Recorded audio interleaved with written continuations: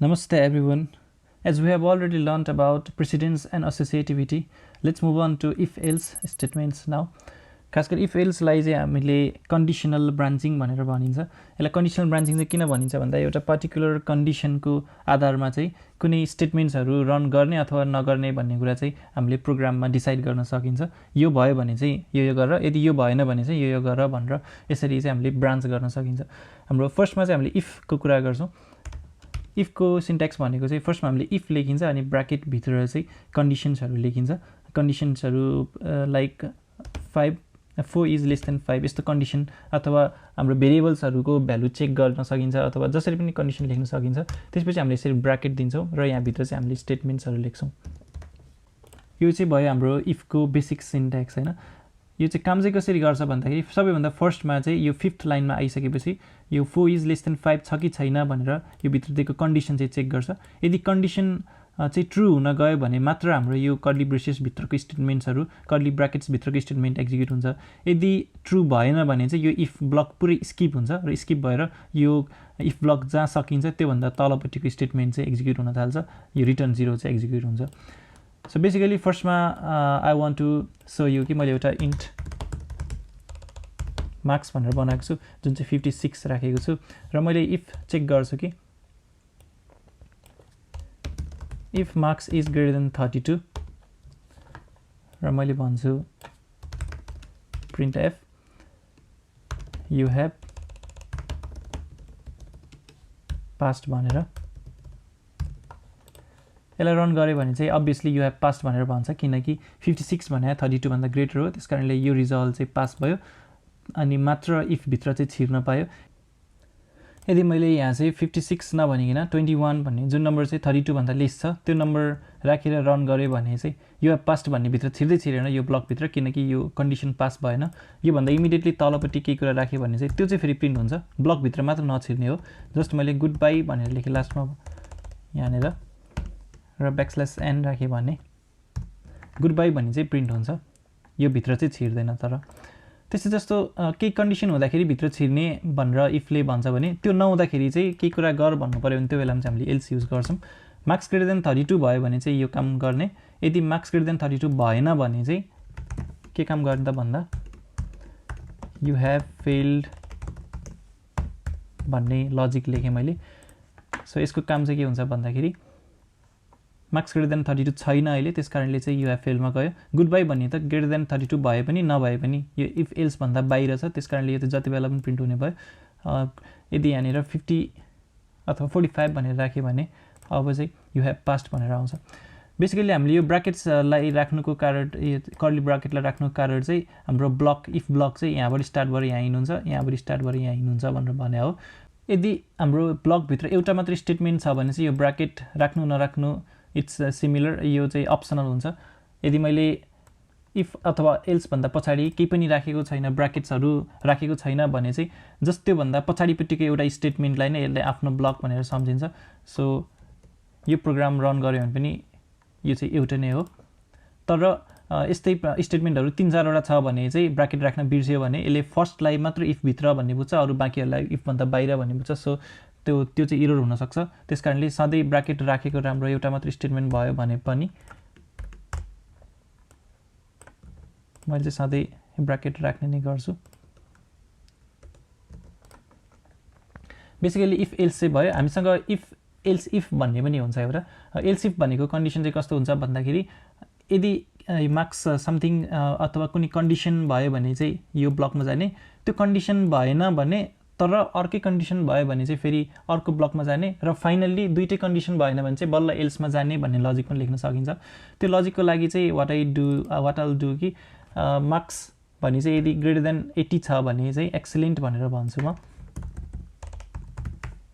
र त्यसपछि फेरि यो भएन तर भन्नको लागि एल्स इफ भन्छु। मार्क्स चाहिँ ग्रेटर देन 60 छ भने त्यो बेलामा प्रिन्ट गर्छु भेरी गुड। त्यस्तै जस्तो फेरि एल्स इफ गरेँ, मार्क्स ग्रेटर देन 32 छ भने चाहिँ त्यो बेलामा प्रिन्ट एफ गरेँ satisfactory र एल्स चाहिँ प्रिन्ट गरे पुअर भनेर। यसमा चाहिँ हामीले फर्स्टमा चेक गरेको छौं मार्क्स चाहिँ 80 भन्दा ग्रेटर छ कि छैन भनेर। फर्स्ट देखि नै चेक हुँदै आउने हो। यदि मार्क्स ग्रेटर देन 80 छ भने चाहिँ हाम्रो यो ब्लक भित्र जान्छ। अब बाँकी सबै ब्लकहरु एल्स इफ र एल्स ब्लकहरु भित्र छिर्दैन, त्यसपछि डाइरेक्टली गुड बाईमा जान्छ। यसलाई मैले 80 भन्दा धेरै गराएर हेर्छु, एकचोटी 90 बनाएर एक्सिलेन्ट भन्यो अनि गुड बाईमा गइहाल्यो। तर यदि यो मार्क्स ग्रेटर देन 80 चाहिँ छैन भने, सपोज फर एक्जाम्पल 70 छ भने, यो फर्स्ट हाम्रो इफ ब्लकमा चाहिँ गएन, त्यसपछि चाहिँ नेक्स्ट एल्स इफमा चाहिँ हेर्छ। यसले इफमा नगएपछि एल्स इफमा हेर्छ। एल्स इफको कन्डिसनमा चाहिँ ट्रु छ कि छैन, फेरि यो बेलामा marks greater than 60 70 greater than 60 यो ट्रु हो। त्यसपछि अब चाहिँ यो इफ ब्लकलाई चाहिँ स्किप गरे पनि एल्स इफ भित्र चाहिँ छिर्न पायो। त्यसकारणले भेरी गुड भनेर चाहिँ भन्छ। तर इफ अथवा एल्स इफ अथवा जुनसुकै एउटा ब्लकमा छिरेपछि अरु सबै बाँकी ब्लकहरुलाई चाहिँ स्किप गर्छ यसले। त्यसकारणले एल्स इफ भित्र छिरेर भेरी गुड भनिसकेपछि यसले सेटिस्फ्याक्टरी र पुअर चाहिँ भन्दैन, यसलाई स्किप गर्छ। त्यसकारण भेरी गुड र गुड बाई भन्छ यसले। त्यस्तै जस्तो मैले यहाँनिर 40 भनेर राखेँ भने अब चाहिँ यो पनि सेटिस्फाइड भएन, यो पनि सेटिस्फाइड भएन, तर यो चाहिँ सेटिस्फाइड भयो। त्यसकारणले सेटिस्फ्याक्टरी भनेर लेख्छ। अरु चाहिँ केही पनि प्रिन्ट हुँदैन। तर गुड बाई चाहिँ प्रिन्ट हुन्छ, किनकि गुड बाई भनेको चाहिँ हाम्रो इफ एल्स भन्दा जस्ट बाहिरपट्टि छ। सरी इरर भन्यो। इरर किनभने मैले सेभ गर्न बिर्सेँ कि save okay.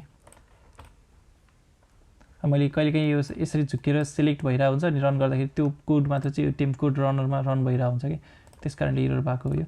I will delete it. So now let's talk about nested if. Nested if भने चाहिँ हाम्रो एउटा कुनै इफ ब्लकभित्र फेरि अर्को इफ एल्स ब्लकहरू राख्ने, अथवा एल्स इफ ब्लकभित्र हुन पनि सक्छ, एल्स ब्लकभित्रै पनि हुनसक्छ। त्यो एउटा ब्लकभित्र अर्को ब्लक त्यसरी राख्यो भने त्यसलाई नेस्टेड गरेर राखेको भनेर भनिन्छ। एक्चुअली इफलाई नेस्टेड गरेर राख्ने एउटा इक्जाम्पल चाहिँ गरेर हेऱ्यो भने झनै धेरै बुझिन्छ होइन। लेट्स सी कि हामीसँग एउटा क्यार छ लेटर भन्ने, र हामीले स्क्रिनबाट चाहिँ युजरलाई मैले क्यारेक्टर इन्टर गर भनेर भन्छु, र त्यो लेटरमा चाहिँ मैले गेट क्यार गरेर लेटर लिन्छु।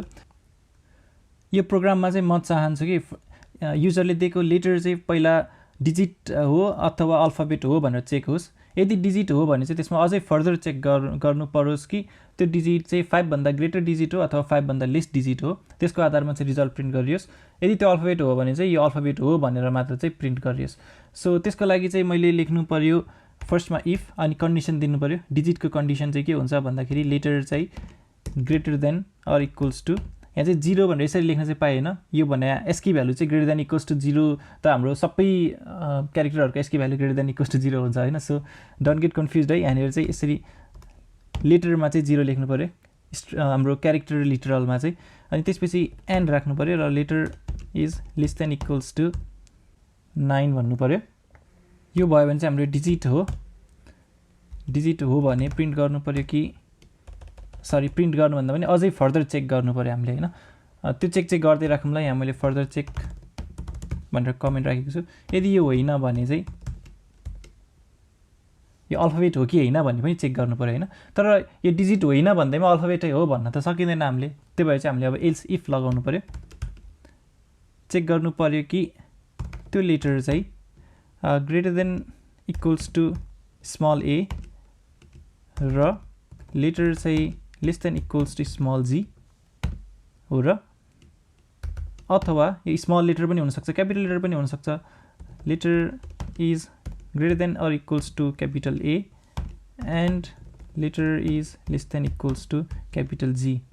यो दुईटा मध्ये जुनसुकै कन्डिसन भयो भने पनि हाम्रो यो चाहिँ अल्फाबेट हो। यो चाहिँ यहाँनिर चाहिँ मैले भन्नु पर्यो कि print F the letter is alphabet मात्र भनौँ न होइन, अल्फाबेट मात्र भने ब्याकस्ल्यास एन। यदि यो पनि भएन भने चाहिँ, यदि यो डिजिट पनि होइन अल्फाबेट पनि होइन भने चाहिँ अब हामीले एल्स राखेर प्रिन्ट गरिदिउँ कि स्पेसल सिम्बल भनौँ है। अब फाइनली हाम्रो यो फर्दर चेक गर्ने पार्ट त बाँकी नै छ हाम्रो यो डिजिट हो भन्ने त थाहा भयो तर त्यो ग्रेटर देन 5 हो अथवा लेस देन 5 हो चाहिँ हामीलाई थाहा छैन अब हामीले यहाँ फेरि कन्डिसन लगायौं कन्डिसन चाहिँ के लगायौं त भन्दाखेरि if letter is greater than or equals to 5 हुन्छ भने 5 या 5 भन्दा धेरै हुन्छ भने printf digit greater or equal to 5 भनेर भने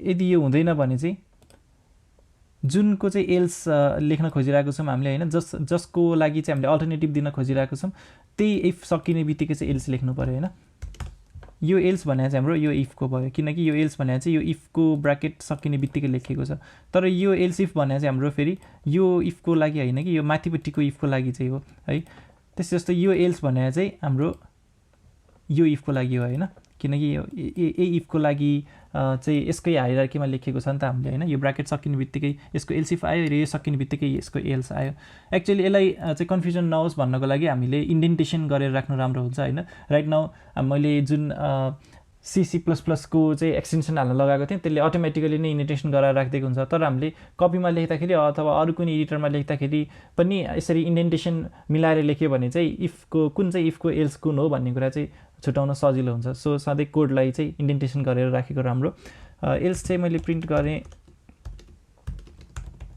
डिजिट लेस देन 5 भनेर म सेभ गर्छु र रन गर्छु प्यारेन्थेसिसहरु राख्नु भनेको छ ओके प्यारेन्थेसिस नराख्दाखेरि पनि हाम्रो अपरेटरको प्रेसिडेन्स लिएर उसले काम गरिराखेको छ त्यसकारणले let's not put it there तर प्यारेन्थेसिस राख्यो भने अझै राम्रो भनेर भन्दैको छ यसले सो क्यारेक्टर चाहिँ मैले त्यही सुरुमा आर भनेर अल्फाबेट भन्यो एक्ज्याक्टली करेक्ट हो तर मैले 5 भनेर भन्यो भने अब चाहिँ digit greater than or equals to 5 भनेर भन्यो तर 2 भन्यो भने चाहिँ डिजिट लेस देन 5 भनेर भन्छ यो भन्दा बाहेक मैले यसरी ह्याश हाने भने चाहिँ स्पेशल सिम्बल भन्छ सो यसरी चाहिँ हामीले नेस्टेड इफ लाई चाहिँ प्रयोग गर्न सकिन्छ सो द्याट्स इट आजको भिडियोको लागि if you like this video then don't forget to give a thumbs up र यो भिडियोलाई चाहिँ आफ्नो साथीहरु क्लासमेट्सहरुसँग पनि शेयर गर्नु होला don't forget to subscribe to my channel अनि केही कन्फ्युजन्सहरु छ अथवा केही क्वेरीजहरु छ भने put it in the comment section I will see you in the next video till then have a nice time